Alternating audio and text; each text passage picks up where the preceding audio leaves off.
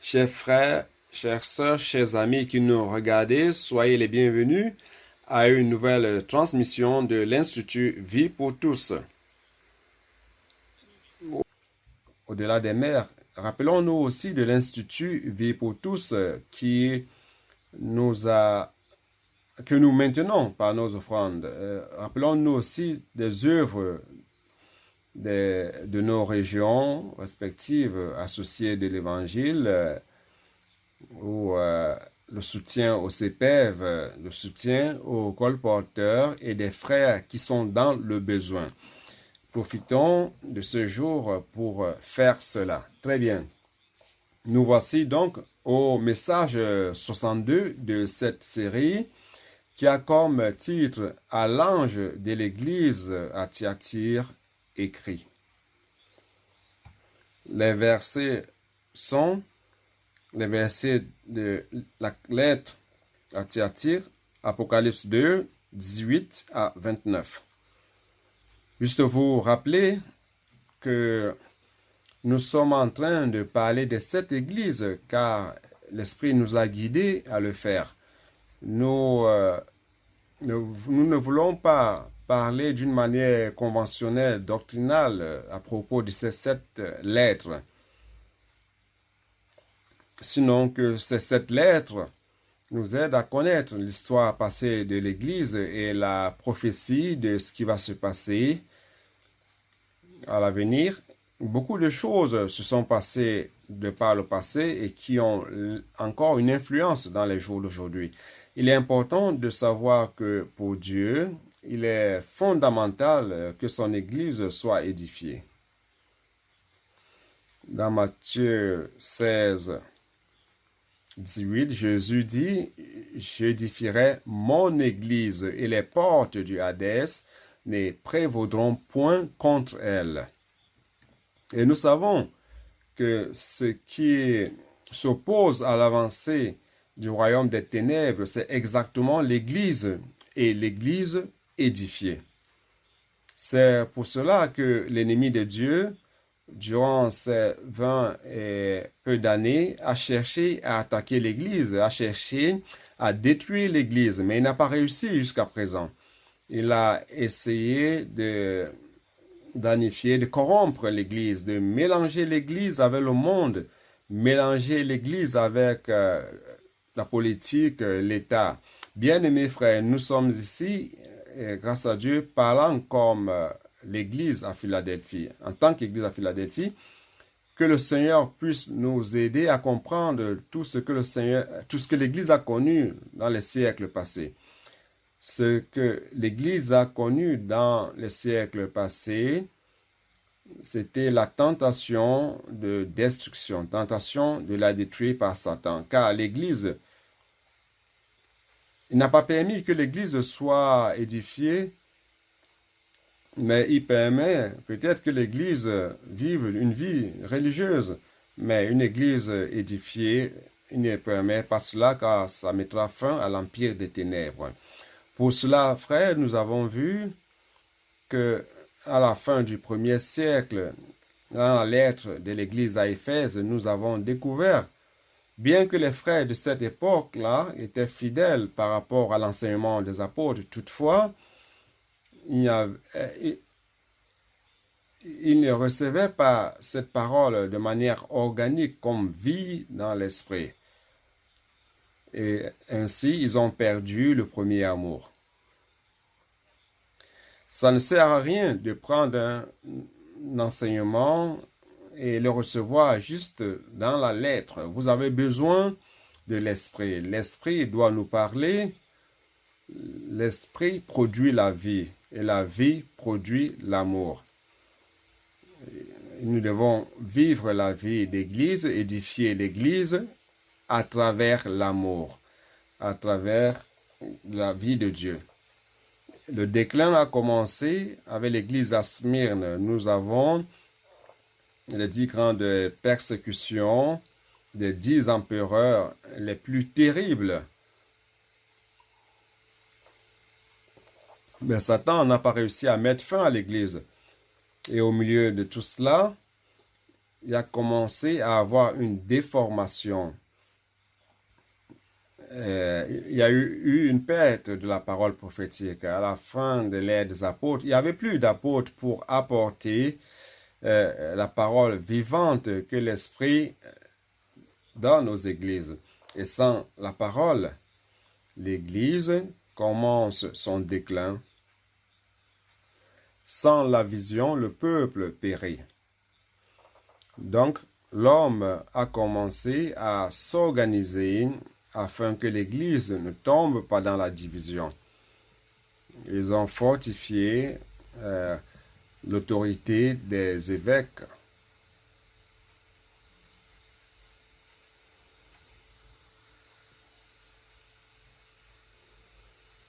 Il y a un problème de son.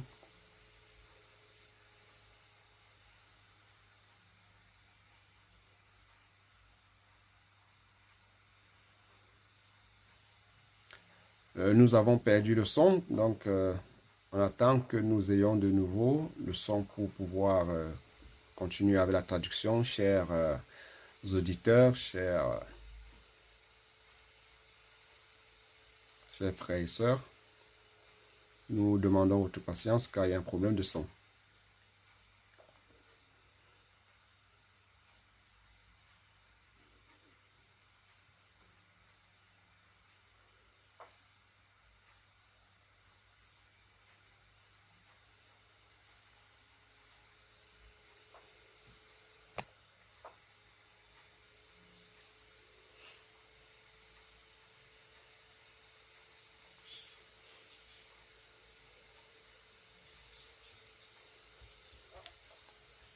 L'Esprit qui transmet nous apporte tout ce que Dieu est.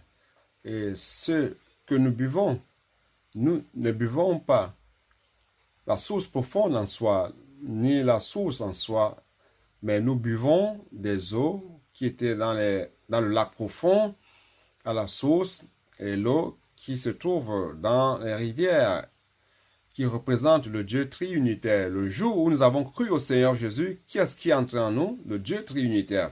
Le Père en nous, le Fils est en nous, l'Esprit est en nous. Christ est en nous, n'est-ce pas? Alors, ils ont essayé d'attaquer la divinité de Christ, disant que que Jésus n'est pas Christ, n'a pas de divinité. Et avec cela, on n'aura pas de base pour notre foi. Ils ont aussi attaqué l'humanité de Christ, disant que Christ n'est pas venu comme un homme véritable. Alors, s'il n'est pas venu comme un homme véritable, nous serons dans le péché. Si Christ n'est pas ressuscité, alors notre foi est vaine. Mais nous rendons grâce à Dieu. Nous avons conservé la vision de la Trinité conforme à la révélation de la Bible. N'essayez pas de systématiser cela dans votre logique. Recevons à la lumière de la Bible tout ce qu'elle dit. Et cela est notre expérience. Et après cela, il y a eu la tentation. J'ai parlé du baptême des enfants.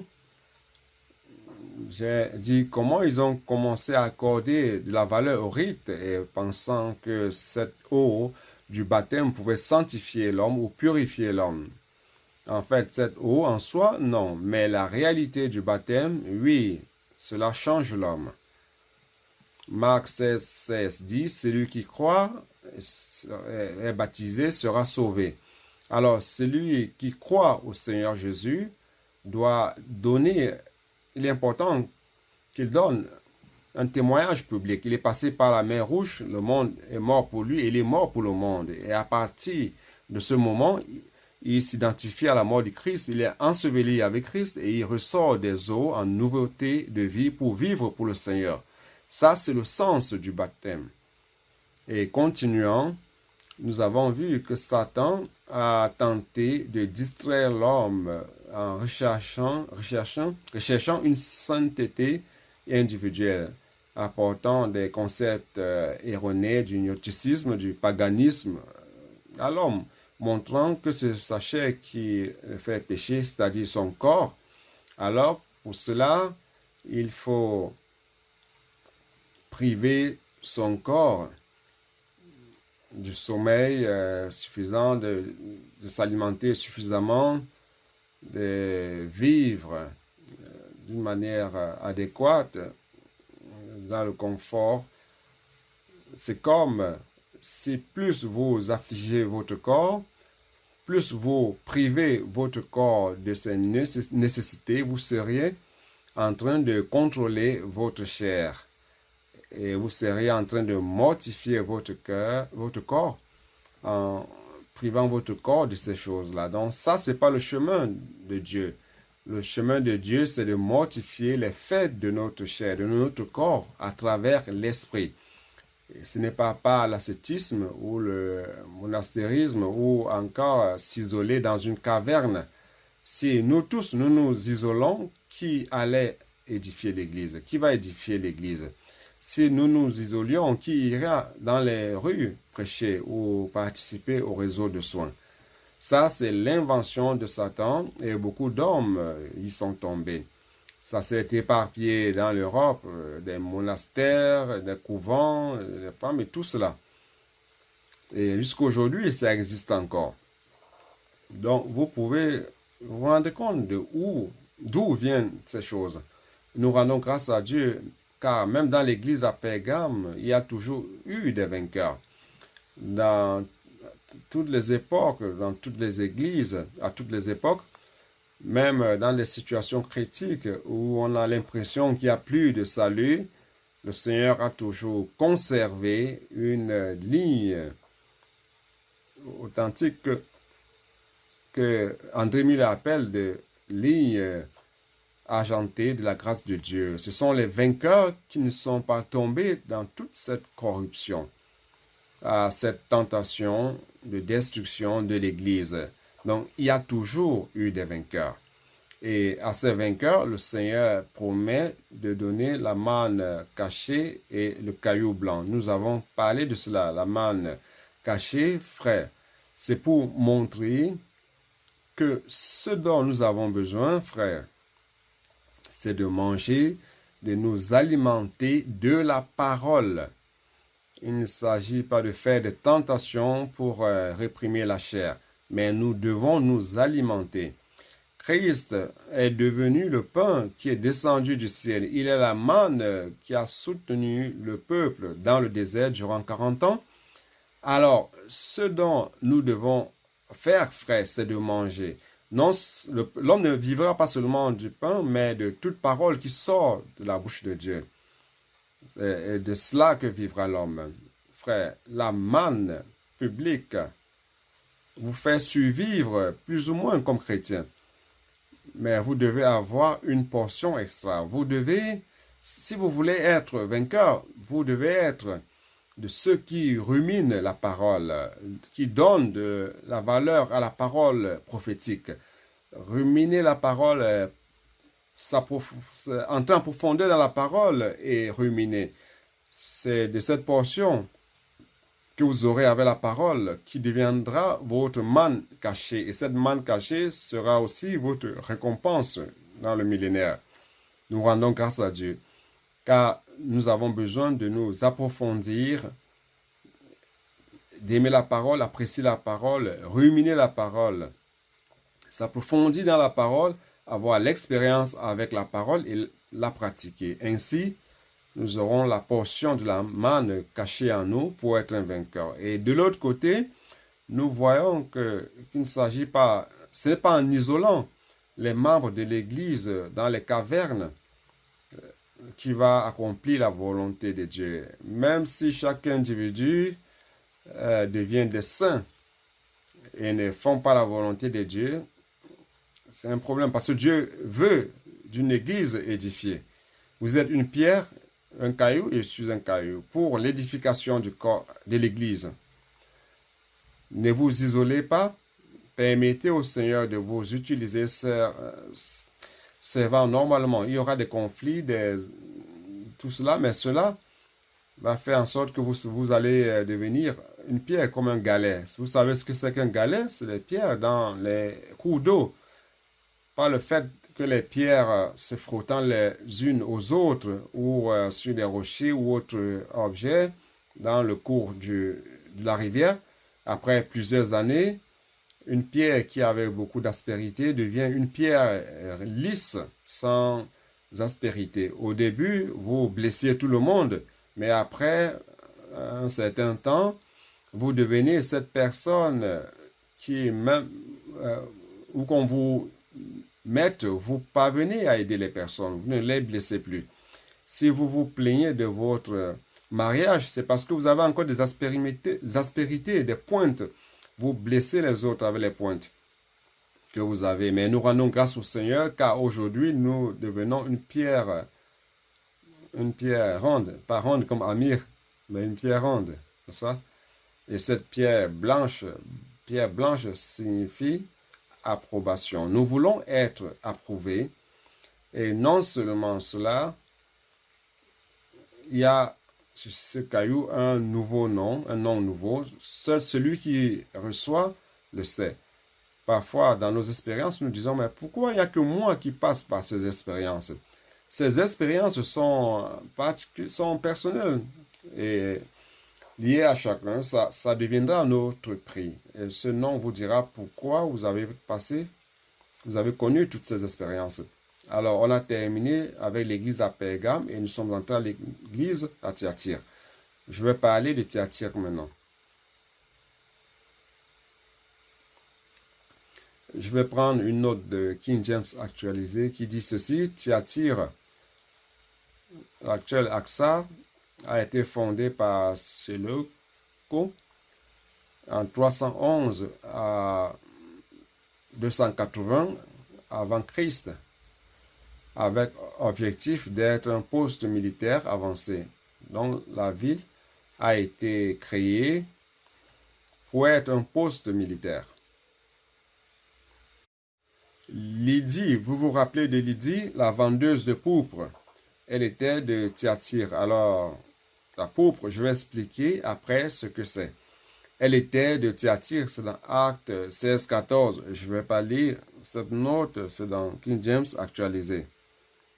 Alors, la couleur pourpre était obtenue par une espèce de mollusque originaire de la mer Méditerranéenne. Il n'y a que là qu'on en trouve. Par la difficulté d'obtention de cette pourpre, le prix était élevé. Donc, il s'agissait d'un mollusque spécifique et il fallait donc extraire un liquide. Et ce liquide a une couleur blanche. Et lorsque vous extrayez, imaginez la quantité de liquide dans un mollusque. Il fallait donc une grande quantité de mollusques pour avoir une grande quantité de produits pour teindre un tissu. C'est pour cela que c'était très, très cher. Et après avoir teint, lorsque vous laissez sécher, ça devient une couleur pourpre. Au début, c'est un liquide blanc, mais lorsque vous séchez, ça devient pourpre. C'est pour cela que c'était une couleur utilisée par les nobles. Par la difficulté d'obtention, son prix était élevé. La couleur était utilisée par les magistrats romains et la cour impériale aussi, les gouverneurs de l'empereur byzantin, de l'empire byzantin. Ça, c'était à Constantinople. Et par les évêques catholiques de Rome. Si vous prenez la note Strong, il dit Thyatire signifie l'odeur de l'affliction. Cette ville était composée d'une colonne de Grecs de Macédoine située entre Sardes et Pergame sur la rivière Lyco. Ses habitants gagnaient leur vie par le commerce et l'art de la teinture par le pourpre. C'est pour cela que Lydie était une vendeuse de pourpre. Elle était de Thyatire. Et dans sa terre natale, elle prenait des tissus teints et les vendait, car ces tissus étaient nobles, étaient chers. Dans la version restauration, la note dit ceci, le mot Thyatire veut dire sacrifice aromatique ou sacrifice incessant. Je parle de cela afin que vous le sachiez. Thyatire, Seigneur Jésus. Je vais parler de la note de la Bible King James. Il y a King James actualisé et il y a la Bible King James. Ce sont deux versions différentes. Il y a une note qui dit ici, Thyatire se trouvait à 48 km au sud-est de Pergame. Chacune de ces associations commerciales était dédiée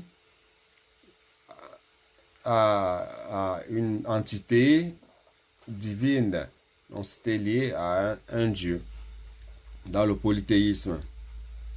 Dans les événements sociaux, était centré sur l'adoration à ces dieux. La pression pour que les chrétiens participent à cette vie idolâtre, tant pour les raisons économiques que sociales, était grande. La lettre à Thyatire était la plus longue le message est la pièce centrale. C'est bien au milieu.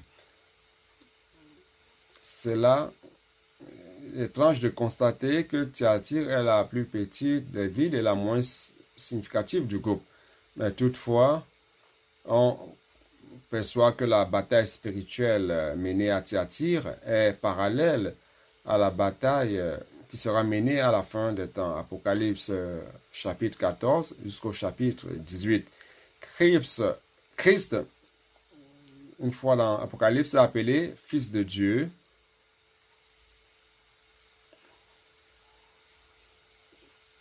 Et les yeux sont comme les flammes de feu, et les pieds comme le bronze brillant. Alors, on va voir qui est le Seigneur qui parle avec l'église à Thyatire. Alors, on lit les versets. Verset 18. À l'ange de l'église écrit. À l'ange de l'église à Thyatire. Voici ce que dit le Fils de Dieu. Ici, on voit le Fils de Dieu. Voici ce que dit le Fils de Dieu, celui qui a les yeux comme une flamme de feu et dont les pieds sont semblables à de l'airain ardent ou poli. Donc ici, premièrement, il dit qu'il est Fils de Dieu. Car dans cette église, il y a une figure féminine qui prédomine. Plus tard, je vais vous dire, elle est préfigurée par Jézabel. Cette église a cette prédominance d'une figure féminine. Mais ici, le Seigneur qui apparaît ici est le Fils de Dieu. Donc, nous devons retourner notre être vers le Fils de Dieu. L'Église doit se retourner vers le Fils de Dieu. Celui qui a les yeux comme une flamme de feu. Ce Fils de Dieu a des yeux qui perscrutent, des yeux qui infusent le feu. Des yeux qui, comment dirais-je, qui investiguent et qui nous alimentent aussi. Et c'est ça, des pieds semblables à des airains polis. Donc, le bronze dans la Bible, c'est le jugement. Le bronze ardent ou poli, ce sont les pieds qui sont passés par le jugement de Dieu, approuvés par le jugement de Dieu. Donc, la marche du Fils de Dieu est une marche jugée, éprouvée et approuvée. Qu'est-ce que cela veut dire, frère? Il est facile pour une église de Thyatire. On parle des paroles, de belles paroles, mais ce que Dieu veut, c'est la marche. Comment est votre marche? Tu peux discuter des doctrines, des arguments, mais ce que je veux voir, c'est ta vie. Comment est ta vie? Donc, cette vie est-elle approuvée par Dieu? Allons-y. Ou cette marche est-elle approuvée par Dieu? Les yeux, à l'époque d'Apocalypse, ce sont les 7 yeux, car nous sommes en train d'étudier ce livre dans le temps d'Apocalypse. Oui ou non? C'est pour cela que je vous ai dit que nous sommes entrés dans l'ère d'Apocalypse. Lorsque vous entrez dans l'ère d'Apocalypse, ce livre d'Apocalypse révèle que les yeux sont les 7 yeux. Allons voir dans Apocalypse 5, 6.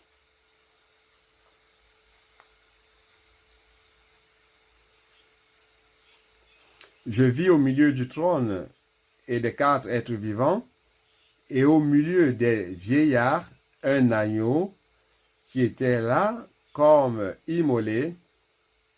Il venait d'être immolé. Il avait 7 cornes et 7 yeux, qui sont les 7 esprits de Dieu envoyés par toute la terre. Donc, cet enfant de Dieu, le Seigneur, qui apparaît à l'église à Thyatire, c'est l'église qui a les yeux comme flammes de feu. Et ces yeux à l'époque d'Apocalypse représentent les 7 esprits de Dieu qui parcourent toute la terre et envoyés par toute la terre.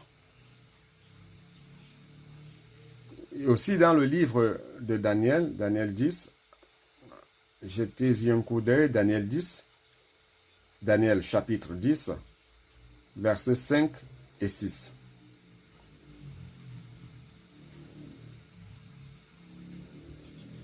J'ai levé les yeux, je regardais, et voici, il y avait un homme vêtu de lin et ayant sur les reins une ceinture d'or d'Uphaz.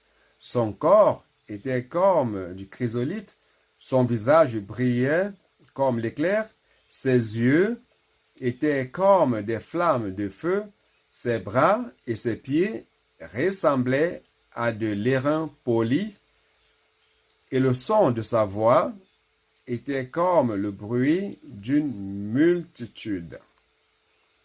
Frère, ça c'est le même Seigneur qui est apparu à Daniel. C'est le Seigneur qui apparaît à l'église à Thyatire. Ses yeux sont comme des lampes de feu qui brûlent. Amen.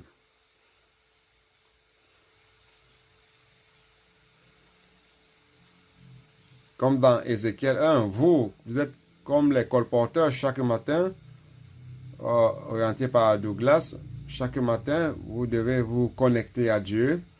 Et ce Dieu auquel vous vous connectez est feu. Il est la source de toute énergie. Et lorsque vous vous connectez à lui, vous sortez comme un métal fondu, rouge, ardent, embrasant tout, n'est-ce pas? Et vous avez aussi des yeux comme des lampes de feu. Lorsque vous allez et que vous dites à quelqu'un, puis-je prier pour vous? Vous transmettez ce feu à des personnes. Vous transmettez ce Dieu qui est rempli d'énergie de Dieu aux personnes, et les personnes reçoivent un choc. Et elles commencent à pleurer. Pourquoi? Parce que vous êtes en contact direct avec ce Dieu.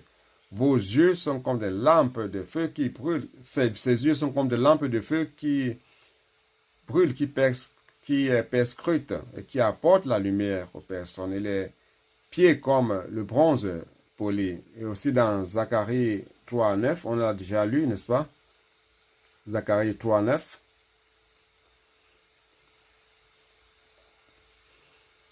Comme il est dit, car voici, pour ce qui est de la pierre que j'ai placée devant Josué, il y a 7 yeux sur cette seule pierre. Voici, je graverai moi-même ce qui doit y être gravé, dit l'Éternel des armées, et j'enlèverai l'iniquité de ce peuple en un jour. Le Seigneur Jésus a accompli la rédemption, l'œuvre de la rédemption pour ôter le péché de ce monde à cause de nous. Mais l'objectif, c'est l'édification. Nous prêchons l'Évangile avec comme objectif d'apporter les personnes à l'édification de l'Église. Et sur cette pierre, c'est sur cette pierre d'édification que se trouvent les 7 yeux. Oh Seigneur Jésus. Zacharie 4, 10. Car ceux qui méprisaient le jour des faibles commencements se réjouiront en voyant le niveau dans la main de Zorobabel. Ces 7 sont les yeux de l'Éternel qui parcourent toute la terre. Frères, ne méprisez pas les jours des faibles commencements. Il y a 10 années de cela, je l'ai dit plusieurs fois, j'étais dans le souci. J'ai dit, Seigneur, si nous sommes l'église à Philadelphie en formation, si le Seigneur nous a donné la parole prophétique, à l'époque, le frère Don parlait de la parole présente et la parole actuelle. Vous vous rappelez de cela? Si nous sommes au centre de ta volonté, nous n'avons pas encore une pénétration dans la société. Notre parole n'a pas encore d'écho dans les rues, bien que nous faisions ce travail, mais c'était encore timide. J'ai dit, Seigneur, quand est-ce que cela va-t-il se passer? De la manière dont les choses sont, comme le frère Don l'a dit certaines fois, on aura besoin de 200 à 300 ans pour conclure l'ère d'Apocalypse. Mais frères, le Seigneur était en train de nous préparer. Premièrement, le Seigneur prépare les personnes. Seuls les simples, seuls les obéissants sont parvenus jusqu'à ce jour. Les compliqués, les désobéissants, les incrédules, ceux qui n'ont pas cru à la parole prophétique, ceux-là sont tombés dans le désert ou sont sortis. Et le Seigneur veut introduire une nouvelle génération pour la bonne terre de Canaan. Le Seigneur est en train de former une armée. Nos enfants sont en train de sortir pour prier pour des personnes dans les rues. Nos adolescents perdent leur peur, leur honte et prêchent l'évangile, faisant le colportage. Combien de nos soldats sont dans les rues? Nous avons 300 guerriers de colporteurs dynamiques, seulement 300. Et ces 300 frères font un dégât dans le royaume des ténèbres. Ils sont en train de secourir combien de personnes dans le monde?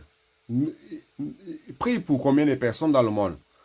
Combien de personnes sont sauvées par jour à travers ce travail? Oui ou non? Depuis 2019 jusqu'à maintenant, je crois que jusqu'à la fin de cette année, nous aurons semé 6 millions de livres.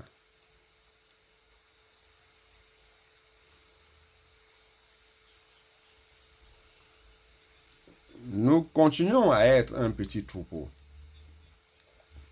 Nous avons seulement 300 guerriers dans les rues. Mais le Seigneur a multiplié. Le Seigneur a mis sa main, car maintenant, les 7 esprits sont en train d'agir ensemble. Et au fur et à mesure que ce travail s'accomplit, les 7 yeux aussi sortent. Ils savent qui est dans le besoin. Et nos adolescents entrent dans une nouvelle culture. Ces enfants, ces adolescents, ces jeunes entrent dans une nouvelle culture.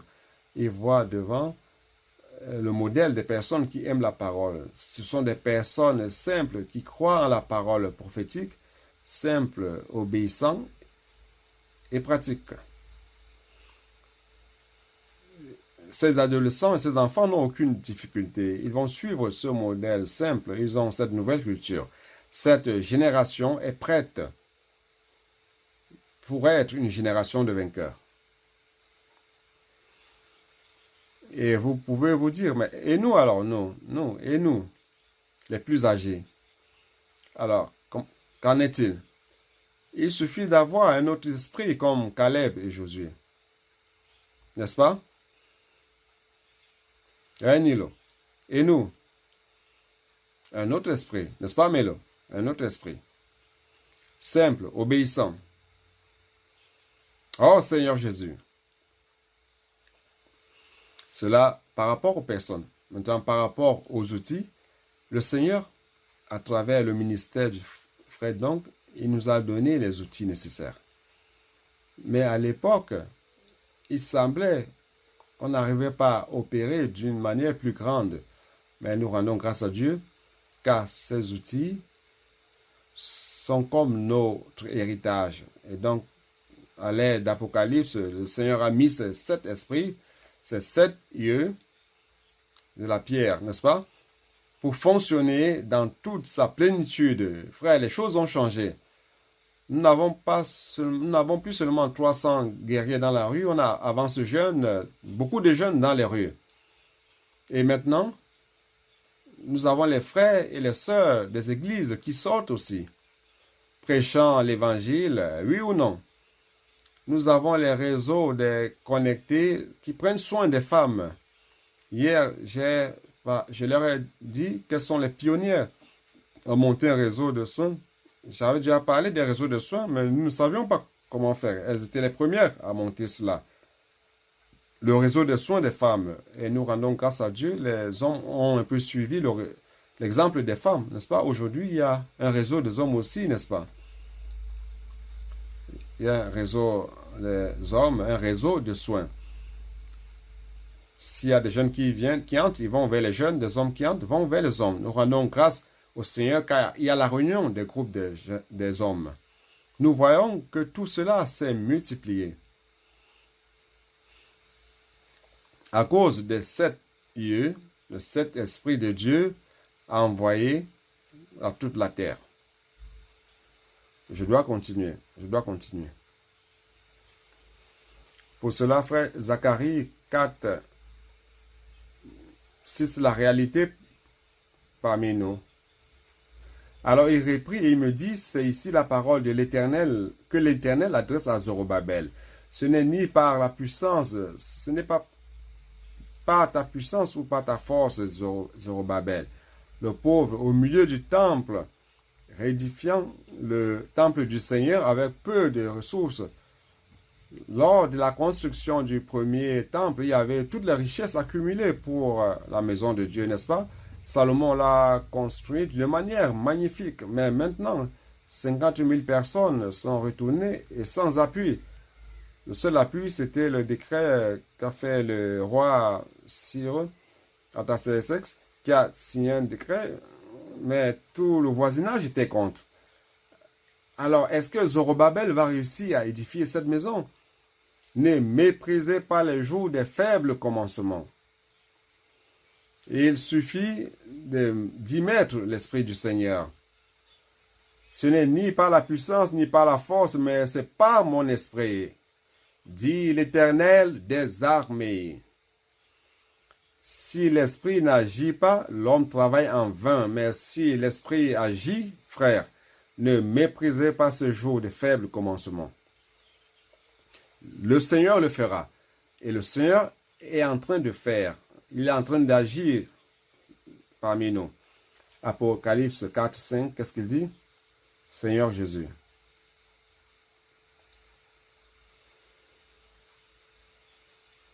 « 4, 5.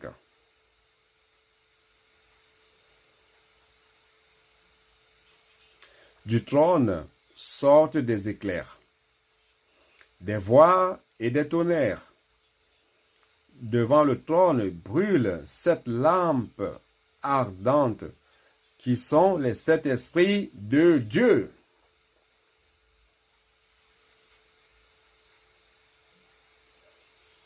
Alors, frère, les 7 esprits de Dieu, les 7 yeux, ce sont les 7 esprits de Dieu. Et les 7 lampes de feu, ce sont les 7 esprits de Dieu. Donc, 7 yeux, ce sont les 7 lampes de feu. Oui ou non? A égale à B, B égale à C, donc A est égal à C. C'est compliqué, n'est-ce pas? J'ai compliqué tout. Ah, mais on n'a rien compris, n'est-ce pas? Mais frère, maintenant c'est l'air de cet esprit, cette lampe de feu qui sortent directement du trône de Dieu.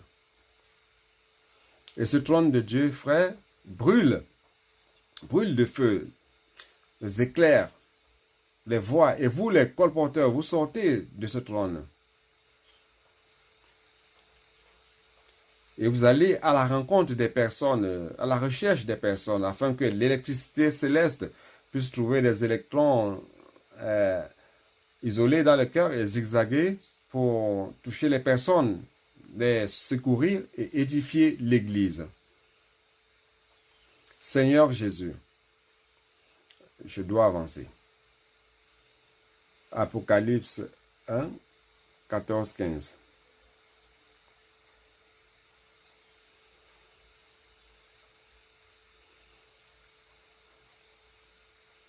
Le Seigneur qui apparaît avait des vêtements de souverain sacrificateur qui marche au milieu de 7 chandeliers d'or. Apocalypse 1.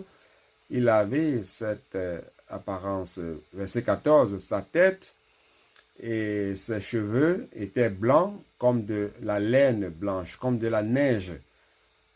Ses yeux étaient comme une flamme de feu. C'est l'époque d'Apocalypse.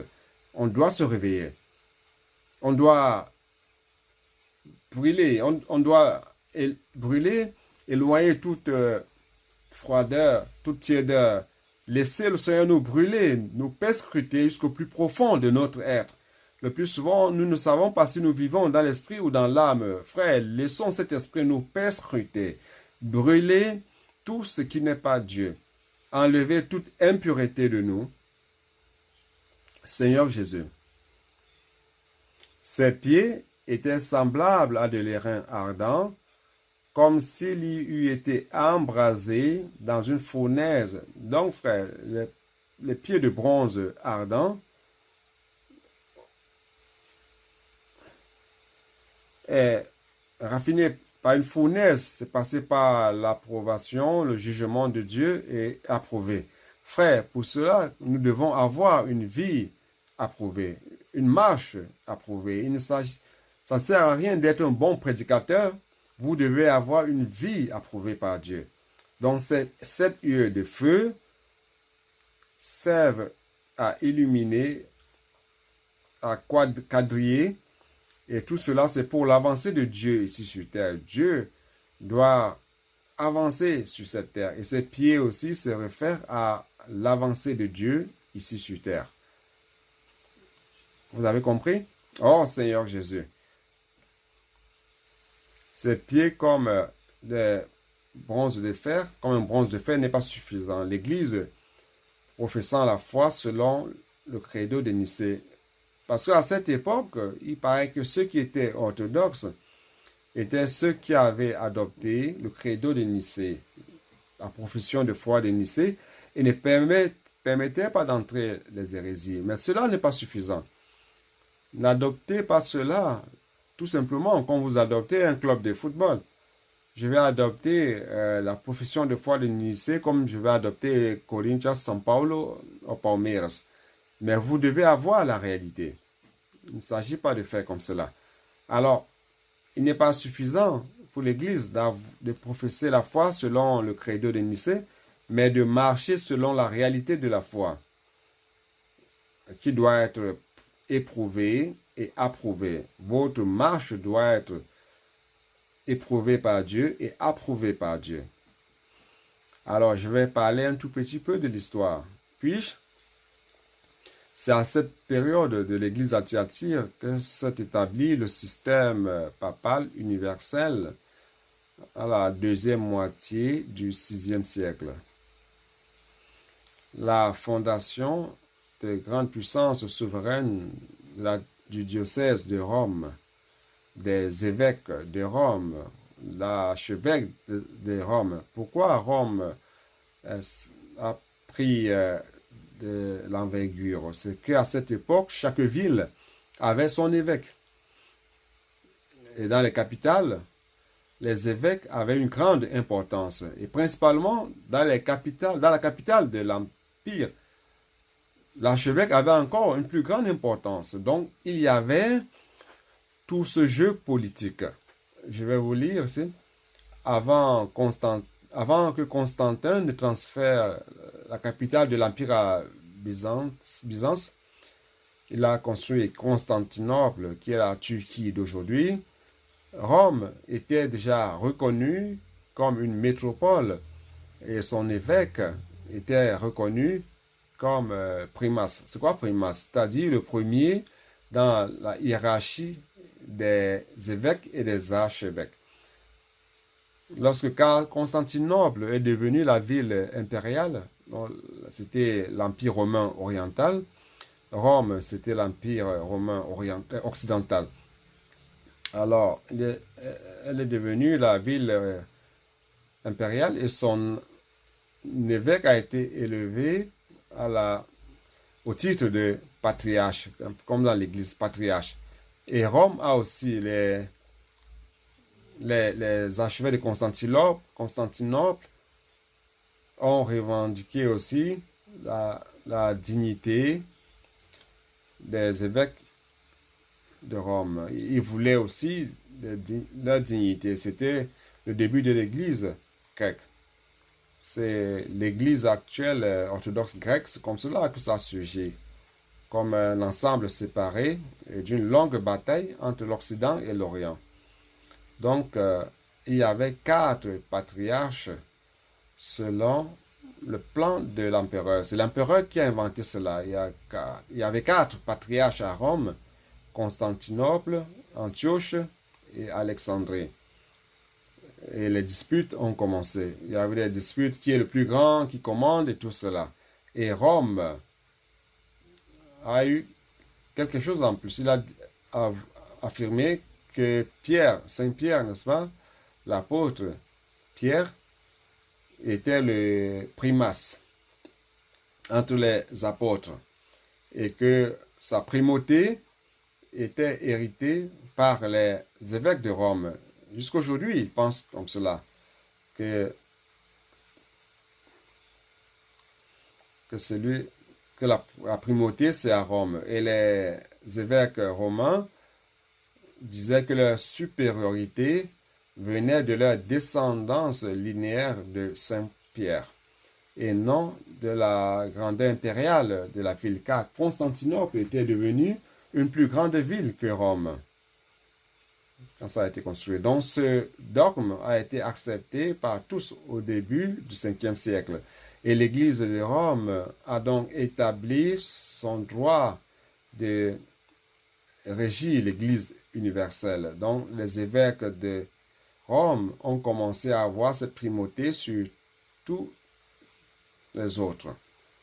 Vous voyez donc, l'Église romaine revendiquait sa suprématie dans la sphère ecclésiastique et politique.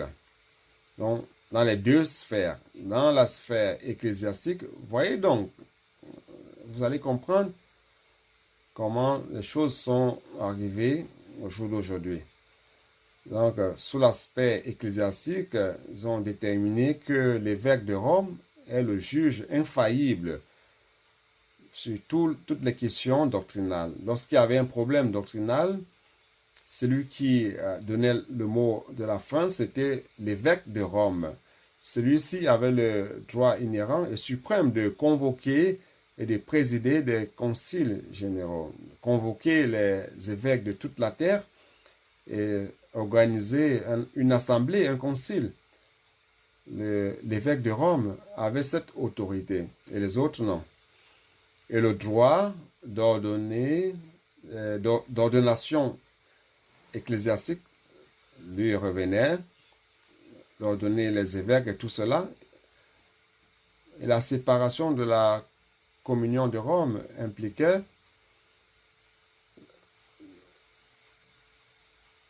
donc ceux qui n'étaient pas d'accord avec Rome étaient taxés de schistes. Et dans la politique, ça fait encore plus peur. Elle revendiquait et à la fin a réussi à avoir la prééminence et la puissance sur la société, l'autorité sur la société et sur les gouvernements européens. Donc l'Église a commencé à avoir son aspect politique très fort, en influençant les gouvernements et les sociétés de l'Europe, dont la suprématie de l'évêque de Rome a été affirmée seulement après le premier concile de Nicée. Les premiers évêques de Rome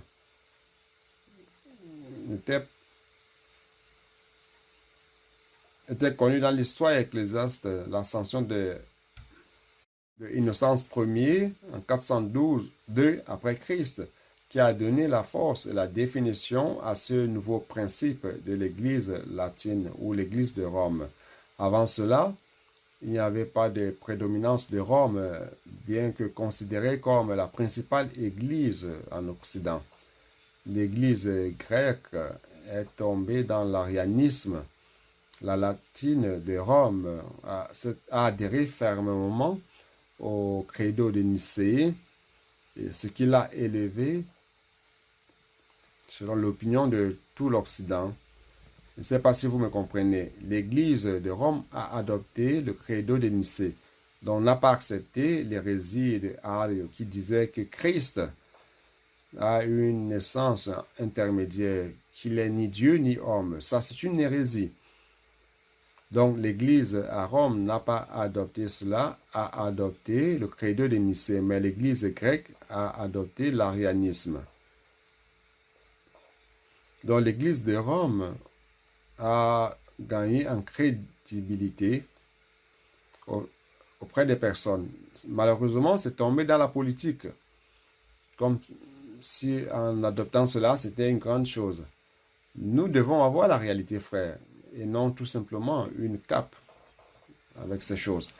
Allons, Apocalypse 2, on va retourner. Apocalypse 2, verset 19.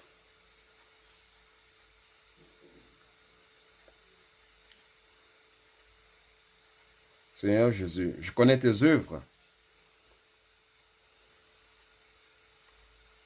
Ton amour, ta foi, ton fidèle service, ta constance et tes dernières œuvres, plus nombreuses que les premières.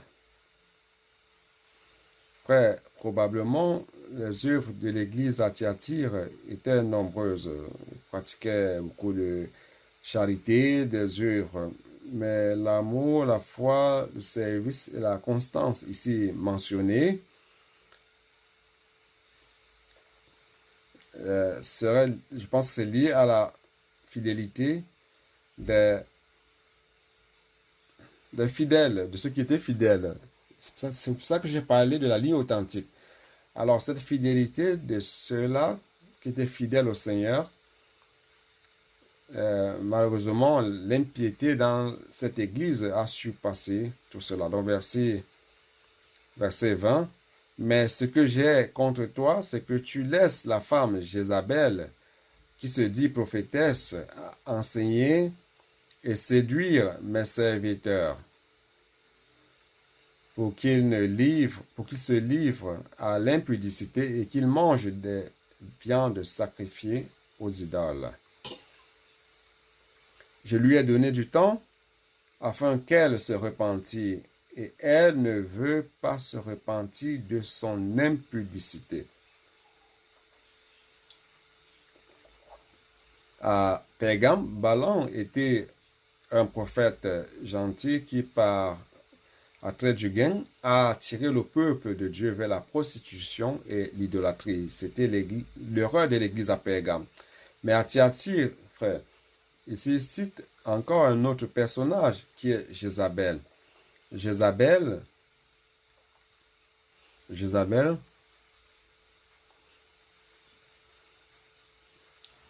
c'est lui qui a épousé Jézabel, c'est le roi Achab. C'est dans un roi, jetez-y un coup d'œil, un roi 16. Seigneur Jésus. Chapitre 16, verset 29. On va commencer par le verset 29.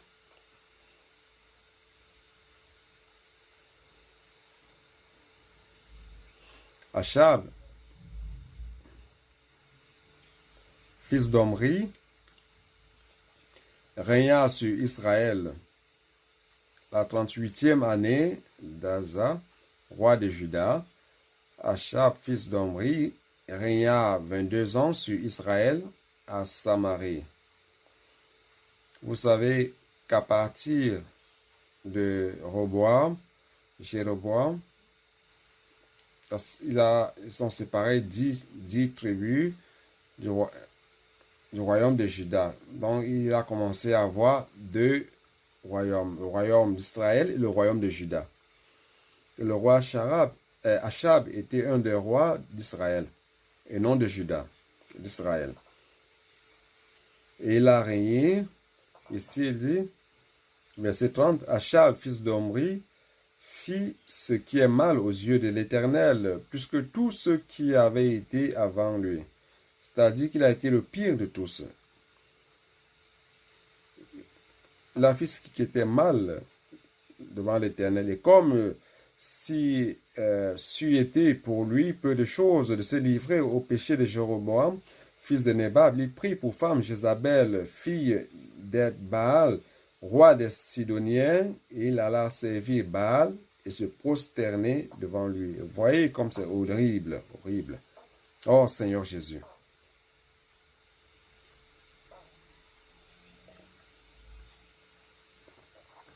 Il éleva un autel à Baal, dans la maison de Baal qu'il bâtit à Samarie. Au lieu d'édifier une maison à l'Éternel, il a édifié l'autel à Baal. La maison à Baal, n'est-ce pas? Et il a édifié la maison et un autel dans cette maison. Il fit une idole d'Astarté. Achab fit plus encore que tous les rois d'Israël qui avaient été devant lui pour irriter l'Éternel, le Dieu d'Israël. Frère, cela est terrible, n'est-ce pas? C'est terrible. Je vais expliquer un peu plus. Alors, qu'est-ce qui s'est passé ici par rapport à Achab? Qu'est-ce qu'Achab a fait que Jézabel fait? Dans 1 roi 18, au verset 20,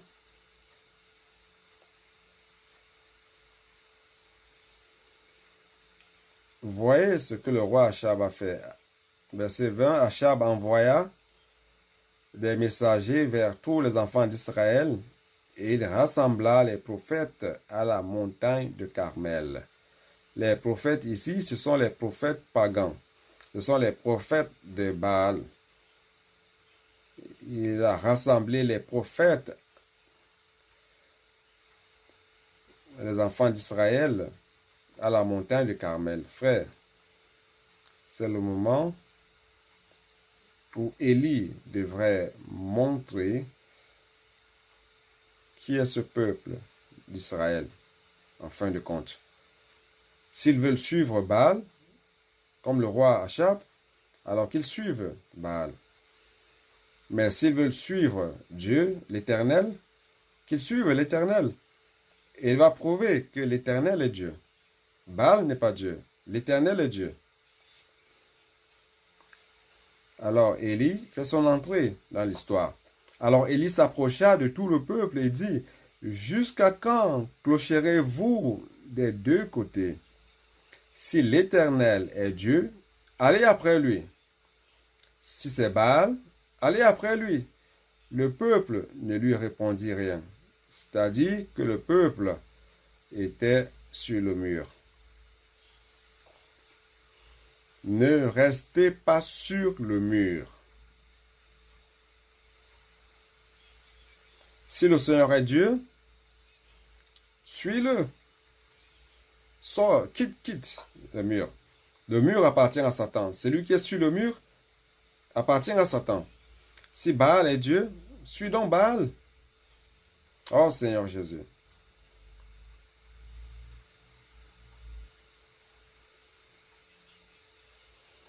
Et Élie dit au peuple, « Je suis resté seul des prophètes de l'Éternel.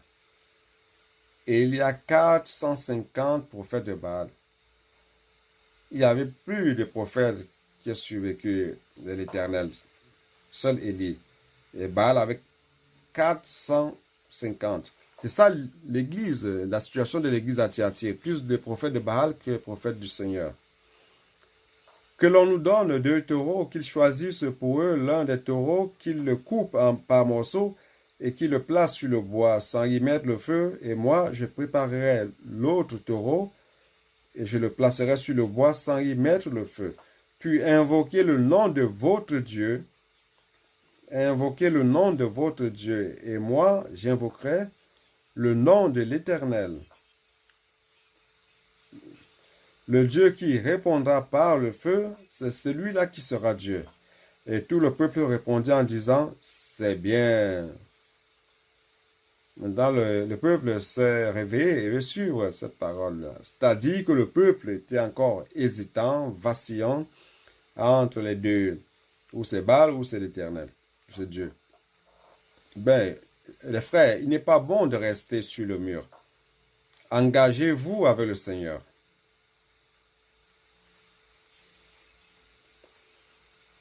Et il dit au prophète de Baal, choisissez pour vous l'un des taureaux, préparez-le les premiers, car vous êtes les plus nombreux, et invoquez le nom de votre Dieu, mais ne mettez pas le feu. Ils prirent le taureau qu'on leur donna, et ils préparèrent, et ils invoquaient le nom de Baal depuis le matin jusqu'à midi. Baal, en disant, Baal, réponds-nous. Mais il n'y eut ni voix ni réponse, et ils sautèrent devant l'autel qu'ils avaient fait. À midi, Élie se moqua d'eux et dit, criez à haute voix, puisqu'il est Dieu.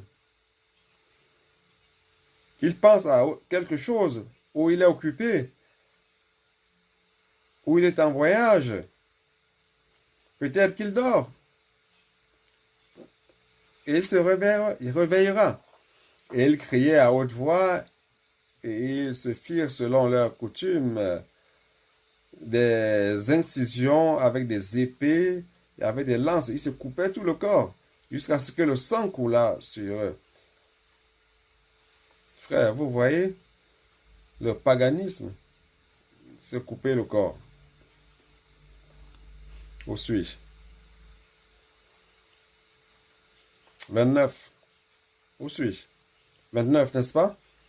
Lorsque midi fut passé, ils prophétisèrent jusqu'au moment de la présentation de l'offrande. Mais il n'y eut ni voix, ni réponse, ni signe d'attention. Il dit alors à tout le monde, approchez-vous de moi. Alors maintenant, venez. Tout le peuple s'approcha de lui, et il rétablit l'autel de l'Éternel qui avait été renversé. Il a restauré l'autel du Seigneur. Il prit 12 pierres d'après le nombre des tribus des fils de Jacob, auquel l'Éternel avait dit, Israël sera ton nom. Et il bâtit avec ces pierres un autel au nom de l'Éternel. Rappelez-vous qu'il a pris 12 pierres et non 10. Le royaume d'Israël était de 12 tribus. Mais il a pris les 12 pierres. Dieu reconnaît les 12 tribus.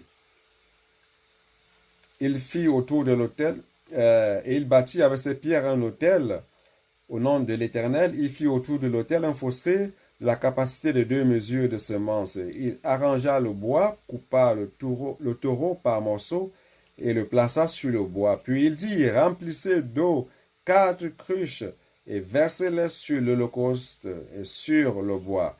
Il dit, faites-le une seconde fois, et ils le firent une seconde fois. Il dit, faites-le une troisième fois, et ils le firent une troisième fois. Tout était mouillé, humide. Comment le feu allait brûler? L'eau coula autour de l'autel, et l'on remplit aussi d'eau le fossé. Au moment de la présentation de l'offrande, Élie, le prophète, s'avança et dit, Éternel, Dieu d'Abraham, d'Isaac et d'Israël, que l'on sache aujourd'hui que tu es Dieu, que tout le monde sache que tu es Dieu en Israël, que je suis ton serviteur et que j'ai fait toutes ces choses par ta parole. Réponds-moi, Éternel, réponds-moi afin que ce peuple reconnaisse que c'est toi, Éternel, qui es Dieu, et que c'est toi qui ramènes leur cœur. Frère, Élie a fait tout cela à cause du peuple. Élie savait qui était Dieu. Élie n'avait aucun doute, mais le peuple avait doute. Le peuple vacille entre deux pensées. Le peuple vacille entre Dieu et Baal. Dans ce jour-là, Élie voulait que le peuple finalement voit que Dieu est Dieu, que l'Éternel est Dieu.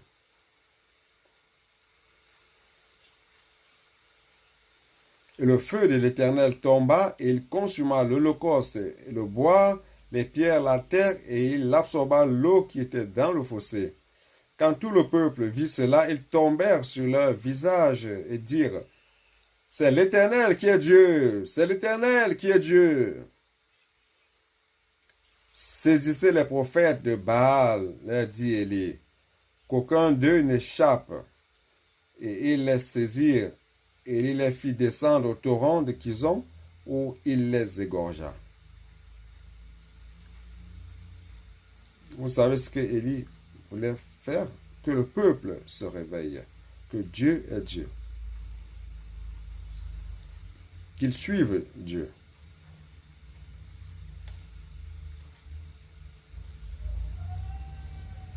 Mais je voudrais vous dire quelque chose, frère.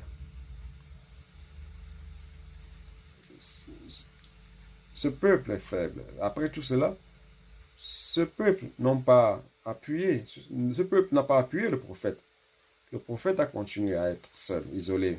Et Achab est revenu. Achab devait remercier Élie et l'Éternel, car Élie a ramené la pluie. Ils étaient en pleine sécheresse. Mais non, lorsqu'il est revenu, il a raconté à Jézabel disant que Élie a tué tous les prophètes d'Abraham, de Baal. Alors, qu'a fait Jézabel? Seigneur Jésus. Où suis-je? Chapitre 19, n'est-ce pas?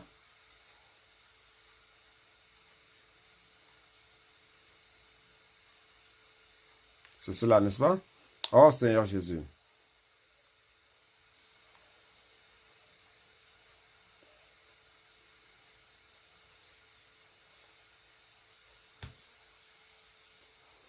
Verset 1, Achab rapporta à Jézabel. Jézabel est liée à l'église à Thyatire. Tout ce qu'avait fait Élie et comment il avait tué par l'épée tous les prophètes.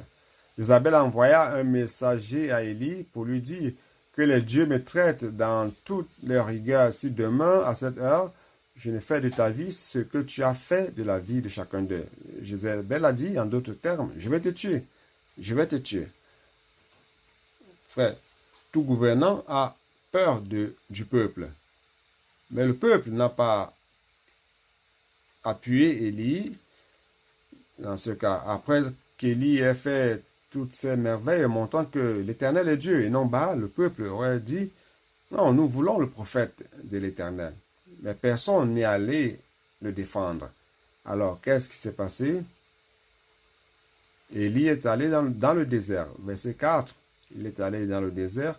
Il s'est assis sous un genêt, une plante médicinale, et a demandé la mort. Seigneur, tue-moi. C'en est assez. Maintenant, Éternel, prends mon âme, car je ne suis pas meilleur que mes pères. Verset 5, il se coucha et s'endormit sous un genêt, et voici un ange le toucha et lui dit, lève-toi, mange.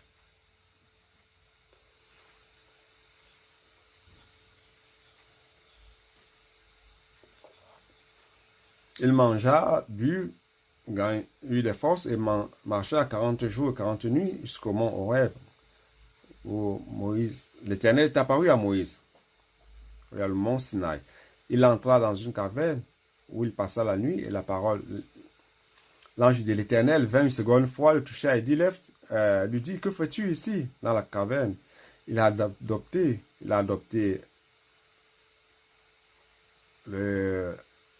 la vie de monastère. Oh Seigneur Jésus. Il répondit, j'ai déployé mon zèle pour l'Éternel, le Dieu des armées, car les enfants d'Israël ont abandonné ton alliance. Ils ont renversé tes autels et ils ont tué par l'épée tes prophètes. Je suis resté, moi seul. Ils cherchent à m'ôter la vie. Jézabel veut me tuer, le peuple ne m'appuie pas. Personne, tout le monde est sur le mur à cette époque. À ce moment, et personne ne cherche à appuyer. Quittons le mur.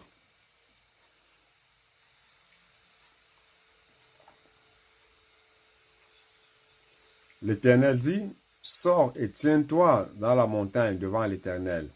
Et voici l'Éternel passa, et devant l'Éternel, il y eut un vent fort. Je ne vais pas lire cette partie, juste pour gagner du temps. Ok?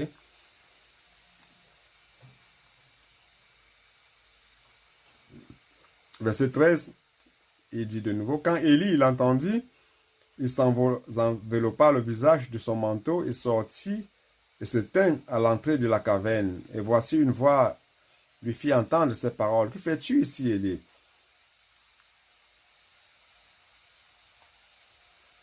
Il dit, j'ai déployé mon zèle pour l'Éternel, le Dieu des armées, car les enfants d'Israël ont abandonné ton alliance, ils ont renversé tes autels et ils ont tué par l'épée tes prophètes. Je suis resté moi seul et ils cherchent à m'ôter la vie. Je suis seul. Je me soucie du royaume de Dieu. Je me préoccupe de la lutte pour le royaume de Dieu ici sur terre. Il n'y a que moi, il n'y a que moi. Est-ce que je suis seul? Il n'y a que moi? Tout le monde est sur le mur.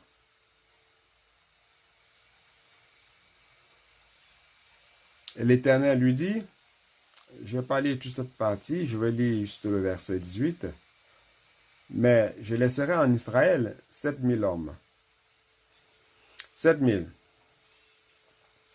Tous ceux qui n'ont point fléchi les genoux devant Baal et dont la bouche ne l'a point baisé.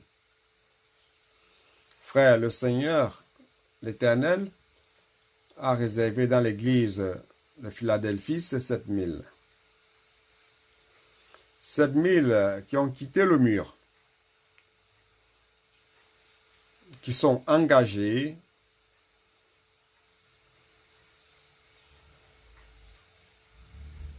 ils sont les gages d'Élie. Si Élie meurt, nous mourrons avec lui.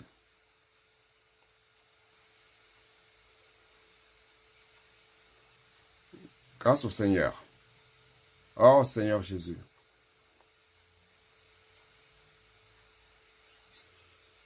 Frère, celui qui prend le leadership de l'œuvre de Dieu peut parfois se sentir seul.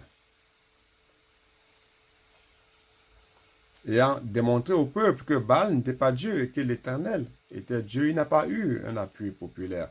Personne n'est allé à sa défense lorsque Jézabel a menacé de le tuer. L'Éternel a dit à Élie, je réserverai en Israël 7000 qui n'ont point fléchi les genoux devant Baal et qui ne l'ont point baisé. À Thyatire, ceux qui ne se sont pas prostitués et qui n'ont pas adopté l'idolâtrie. Alors, comment je vais l'appliquer maintenant? L'application. Dieu est le mari légitime de son peuple. Et Jérusalem est le lieu qu'il a choisi comme habitation. Deutéronome 12. Ouvrez votre Bible à Deutéronome 12, verset 4. Vous n'agirez pas ainsi à l'égard de l'Éternel, votre Dieu.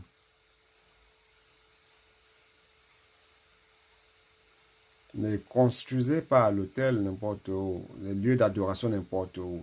Dieu a établi un seul lieu qui soit son centre d'adoration. Mais vous le chercherez à sa demeure et vous irez au lieu que l'Éternel, votre Dieu, choisira parmi toutes vos tribus, vous y placez son nom. Tous doivent aller vers le lieu que le Seigneur, l'Éternel, a choisi. C'est là que vous présenterez vos holocaustes, vos sacrifices, vos dîmes, vos prémices, vos offrandes en accomplissement d'un vœu, vos offrandes volontaires et les premiers-nés de votre gros et de votre menu bétail. C'est là où vous mangerez devant l'Éternel, votre Dieu, et que vous et vos familles vous ferez servir avec joie tous les biens par lesquels l'Éternel, votre Dieu, vous aura béni. Vous n'agissez donc pas comme nous le faisons maintenant ici, où chacun fait ce qui lui semble bon. Parce que vous n'êtes point encore arrivés dans le lieu de repos et dans l'héritage que l'Éternel, votre Dieu, vous donne. Ce lieu que l'Éternel a choisi, c'est Jérusalem.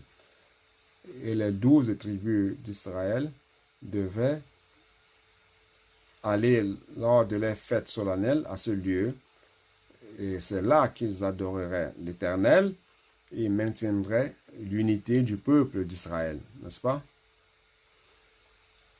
Nous prenons aussi cet exemple comme notre modèle. Aussi, dans chaque ville, nous n'avons qu'une seule église. Si vous êtes un converti, un chrétien, vous croyez au Seigneur Jésus et vous vivez dans une ville X, vous appartenez à l'église X. Si vous vivez dans la ville Y, alors vous êtes de l'église Y. Il n'est pas possible de diviser Y. C'est comme cela que Dieu a établi. Et nous l'appliquons, l'unité, dans la localité. São Paulo est grande, mais il n'y a qu'une seule église.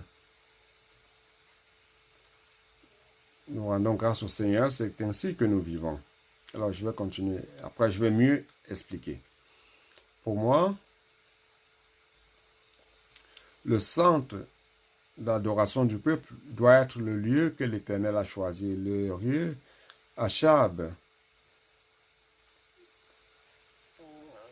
Puis le peuple a établi à Samarie un centre d'adoration à Baal. Et sa femme, Jézabel, était le pivot central de la prostitution centrale et de l'idolâtrie. Vous comprenez? Donc, Christ est le mari de l'Église. Éphésiens 5, 23 à 33. Marie, aimez vos femmes comme Christ a aimé l'Église. Christ est le mari légitime de l'Église.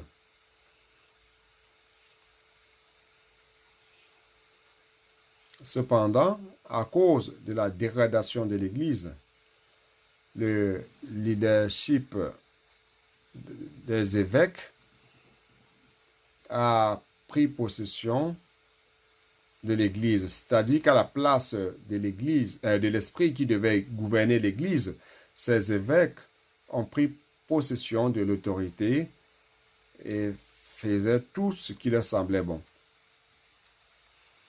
Mais le Seigneur ne permet pas cela. L'autorité est de l'esprit, le gouvernement est de l'esprit. Et l'Église à Thyatire, représentée par Jézabel, a commencé à prophétiser à la place de l'esprit en rapport à la parole prophétique et ont commencé à dicter la parole, dicter des doctrines.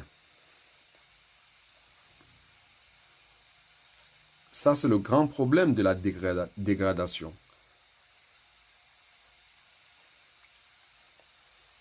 Il a commencé à séduire le peuple de Dieu, à pratiquer la prostitution et à manger des choses sacrifiées aux idoles. Le centre d'adoration dans le Nouveau Testament, frère, ce n'est plus un lieu physique comme Jérusalem, ni physiquement à Samarie.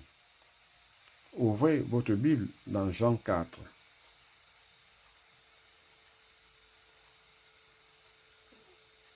Où se trouve le centre d'adoration maintenant? Jean 4, 18, 19. Seigneur, lui dit la femme, vous vous rappelez, c'est la femme samaritaine de Samarie. Seigneur, lui dit la femme, je vois que tu es prophète. Nos pères ont adoré sur cette montagne, et vous dites, vous, que le lieu où il faut adorer est Jérusalem. Sur ce mont, à Samarie, c'est où? C'est où les Samaritains adoraient, sur le mont Gérizim. Et les Juifs suivent la parole du Seigneur, disant que c'est à Jérusalem où doit se trouver le centre d'adoration.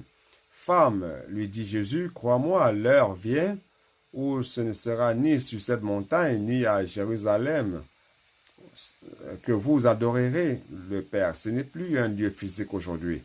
Vous adorez ce que vous ne connaissez pas. Nous adorons ce que nous connaissons, car le salut vient des Juifs. C'est-à-dire que si ce n'est pas le lieu, les Juifs ont plus raison que les Samaritains. Mais l'heure vient et elle est déjà venue, où les vrais adorateurs adoreront le Père en esprit et en vérité. Car ce sont là les adorateurs que le Père demande. Frères, l'adoration, le lieu d'adoration aujourd'hui, c'est dans l'esprit.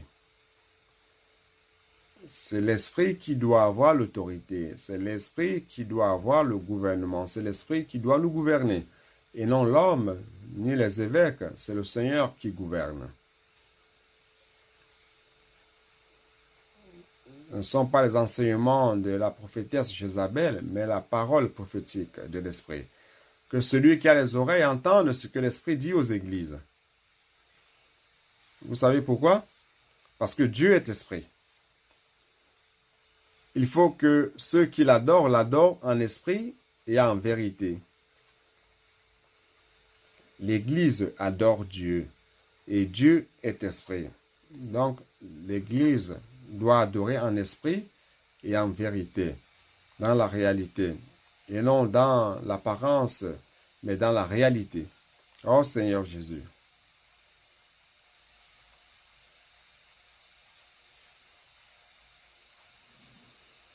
C'était quoi les péchés de Jéroboam? Vous vous en rappelez?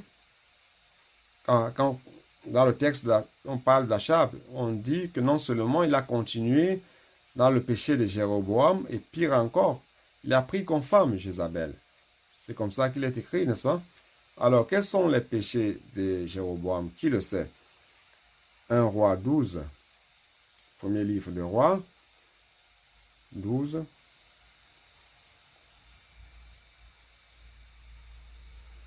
Verset 26. Jéroboam dit à son... Il a édifié Sichem. Vous savez que il a eu l'aide des 10 tribus. Il a pris conseil chez qui il ne devait pas prendre conseil. Il a maltraité le peuple. Les 10 tribus sont allées après Jéroboam, qui a édifié Sichem sur la montagne d'Éphraïm, et il demeura. Puis il en sortit et bâtit Pénuel. Jéroboam dit dans son cœur, le royaume pourrait bien maintenant retourner à la maison de David. Si ce peuple monte à Jérusalem pour faire des sacrifices dans la maison de l'Éternel, le cœur de ce peuple retournera à son Seigneur, à Roboam, roi de Juda, et ils me tueront et retourneront à Roboam, roi de Juda. C'est-à-dire que si nous obéissons à la parole que Dieu a donnée en disant que nous devons adorer à Jérusalem, Jérusalem, c'est où se trouve Roboam. Si mon peuple va là-bas pour adorer, un jour, ils vont se rendre compte que je suis clandestin, ils vont me tuer. Et ils vont mettre fin à mon royaume. Alors, qu'est-ce qu'il a fait? Après s'être consulté, le roi fit 2 veaux d'or.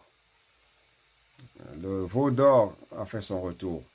Et il dit au peuple, assez longtemps, vous êtes monté à Jérusalem, Israël, voici ton Dieu qui t'a fait sortir du pays d'Égypte. Il plaça l'un de ses veaux à Bethel et il mit l'autre à Dan. Ce fut là une occasion de pécher. Le peuple alla devant l'un des veaux jusqu'à Dan pour adorer le bœuf. Jéroboam fit une maison de haut lieu. Il créa des sacrificateurs pris parmi tout le peuple et n'appartenant point aux fils de Lévi. Donc, pour ne pas perdre son royaume, Jéroboam a fait ce qui était abominable devant l'Éternel, faisant une division, un autre centre d'adoration, 2 centres d'adoration, mais aussi il a construit 2 veaux d'or pour être adoré. Vous voyez donc quel péché. Et Achab non seulement suivi ce péché, mais il a encore pris Jézabel qui détestait les prophètes de l'Éternel. Frère, tout cela, toute cette illustration, c'est pour illustrer l'église à Thyatire. Allons-y. Je vais lire une note de André Miller, à la page 308. Tous savent ce que Jézabel a fait lorsqu'elle s'est assise sur le trône d'Israël comme reine. Son nom vient jusqu'à nous. entourée de cruauté et de sang. Elle détestait et persécutait les témoins de Dieu, encourageait et favorisait les prophètes idolâtres et les prophètes de Balaam à augmenter la violence, la corruption, et tout est devenu ruine et corruption. C'est le nom que le Seigneur a choisi pour symboliser l'état général de l'Église durant le Moyen Âge. L'Église médiévale a été culpabilisée par deux choses spéciales. Premièrement, avoir l'arrogance et chercher d'une manière impieuse à usurper la puissance suprême sur les nations. Frère, l'Église n'a rien à voir avec la politique. L'Église ne gouverne pas les nations. Deux, pour avoir persécuté les fidèles restants de saints, comme les Valdens. C'est alors qu'on voit l'entrée des colporteurs. Mais les saints même persécutés posséderont le royaume. Apocalypse 18, 18. Allez voir. Apocalypse 18, 18. 18, 8. À cause de cela, en un même jour, ces fléaux arriveront, la mort, le deuil, la famine, et elle sera consumée par le feu. Ça se réfère à la chute de la grande Babylone, car il est puissant, le Seigneur Dieu, qui l'a jugé. Ici, il dit, mais les saints, même persécutés, posséderont le royaume. C'est écrit dans le livre de Daniel. Et régnons avec Christ pour 1000 ans. Et tout le système de Jézabel sera complet et définitivement rejeté. Et utilise un verset qu'on a lu. Fort est l'Éternel qui juge. Nous allons vaincre à la fin, frères. La grande Babylone sera jugée. Et pour les 3 premières églises, la phrase « que celui qui a les oreilles entende ce que l'Esprit a dit aux églises » vient avant le vainqueur. Et pour les 4 autres, c'est différent, c'est le contraire. Ceux qui ont des oreilles pour entendre vient après la promesse au vainqueur. Cela montre un changement. Premier changement pour l'église à Thyatire, c'est que le Seigneur n'a plus l'espérance de dire aux églises de se repentir. Alors, il parle aux restants, aux candidats, à être des vainqueurs. Et un autre changement, c'est que les 3 premières églises ont existé en leur temps, mais les 4 dernières demeurent jusqu'à l'avènement du Seigneur. L'église à Thyatire va demeurer jusqu'à l'avènement du Seigneur. Après l'église de Sardes, qui demeure jusqu'à l'avènement du Seigneur. L'église de Philadelphie, nous allons ramener le Seigneur. Et l'église de Laodicée aussi va demeurer jusqu'à l'avènement du Seigneur. Ça, c'est la différence. Et, on a l'impression qu'il n'attend plus personne. Bon, j'ai déjà parlé de cela. Que le Seigneur nous garde des fétiches de Jézabel, afin que nous puissions apprécier complètement notre unité avec lui-même, avec Dieu, et ses promesses, bénédictions aux vainqueurs. C'est André Miller qui a écrit, c'est pas moi.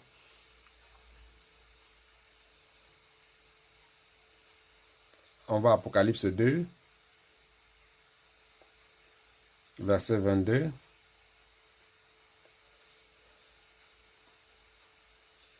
Voici, je vais la jeter sur un lit et envoyer une grande tribulation à ceux qui commettent adultère avec elle, à moins qu'ils ne se repentent de leurs œuvres. Je ferai mourir de mort ses enfants, et toutes les églises connaîtront que je suis celui qui sonde les reins et les cœurs, et je vous rendrai à chacun selon vos œuvres. Alors, qu'est-ce que cela veut dire? Ça veut dire que... Attendez.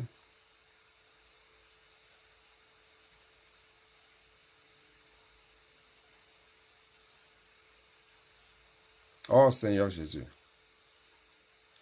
Malheureusement, l'Église à Thyatire suit les enseignements de Jézabel à la place de l'Esprit la primace de Rome avec la primauté politique sur les gouvernements occidentaux. Elle s'est établie comme royaume de la terre et le peuple s'est enivré par sa prostitution. Allons dans Apocalypse 17, verset 1. Puis un des 7 anges qui tenait les 7 coupes vint et il m'adressa la parole en disant, « Viens, je te montrerai le jugement de la grande prostituée qui est assise sur les grandes eaux. C'est avec elle que les rois de la terre se sont livrés à l'impudicité, et c'est du vin de son impudicité que les habitants de la terre se sont enivrés. » Donc l'Église a commencé à avoir une puissance politique sur les nations. C'est une prostitution spirituelle et de l'idolâtrie. Ça a déformé l'Église. Il tuerait ses enfants. Les enfants d'Israël ici devaient signifier ceux qui appartenaient au système corrompu de Jézabel. Cela se passera lorsqu'elle sera jugée à la fin des temps.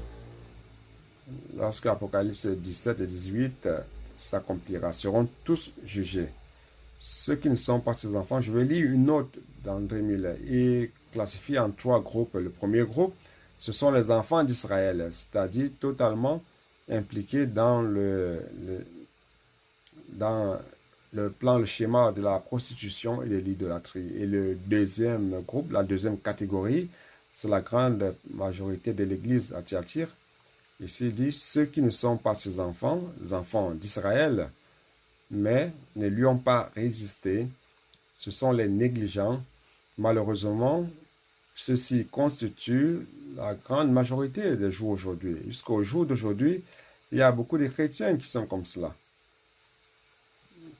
La caractérise l'état public de la chrétienté, sans conscience devant Dieu, se contente à flotter à la saveur des courants, en communion avec n'importe quel système religieux qui plaît à leurs pensées. Ils ne recherchent pas la volonté de Dieu, ne cherchent pas à amener le royaume de Dieu. Ils n'ont pas cette préoccupation, mais cherchent ce qui leur plaît. Le système religieux qui leur plaît le plus. Frères, nous ne pouvons pas être comme cela. Et ne se pose pas la question de savoir si ceci ou cela est en accord à la volonté de Dieu. Ce sont encore ses enfants, les enfants de Dieu. Mais ne se font pas le souci de la volonté de Dieu ou de la parole de Dieu. Et au verset 24, frère, jetez un coup d'œil, d'Apocalypse 2, 24.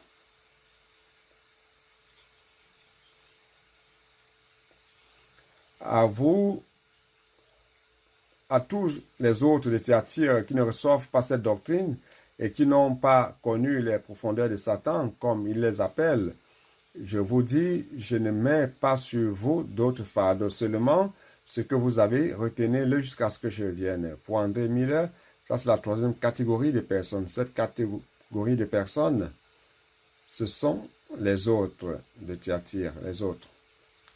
Qui sont ces autres, frères? Ce sont les vainqueurs. Il y a encore une autre catégorie, le fidèle reste des vainqueurs. Ici, ils sont appelés les restes, les autres ou les restes. Ils vont régner sur les nations avec Christ lorsqu'il viendra pour régner. Parmi eux, on peut citer les Valdéens. Les Valdéens ont appartenu à cette église de l'époque de Thyatire, mais ne se sont pas contaminés. Bien au contraire, ils ont défendu le colportage. Ils ont défendu la divulgation de la parole de Dieu, car ils vivaient à une époque où les personnes ne pouvaient pas avoir la parole de Dieu en main, la Bible. C'était prohibé à n'importe qui n'appartenait pas au clergé de lire la Bible et d'en avoir une. Ils ont été sauvés en lisant la parole.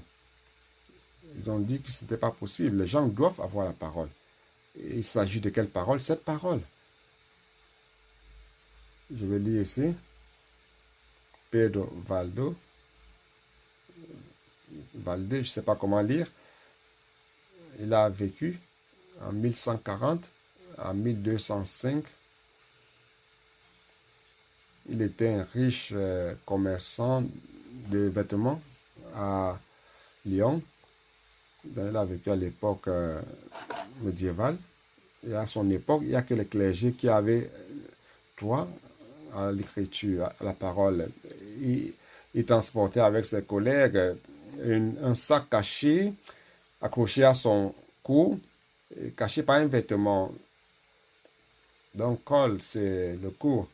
Col, c'est un sac qui était accroché au cou. C'est de là que vient le nom de colporteur. Pour amener les copies de l'écriture, il payait les gens pour faire les copies.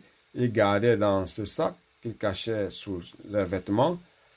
Et lorsqu'il vendait les vêtements, vendait les tissus, il se rendait compte que les personnes avaient besoin de la parole de Dieu. Il prêchait l'évangile et il tirait une copie et donnait aux personnes. Ce sont les pionniers du colportage. Suivant cet exemple, ils ont été persécutés par les évêques de l'époque. Ils ont été très persécutés. Suivant cet exemple, nous avons commencé en 1990 le travail de colportage. En 2018, le Seigneur nous a donné le colportage dynamique. À partir de 2019, ça a changé notre histoire par rapport à cela.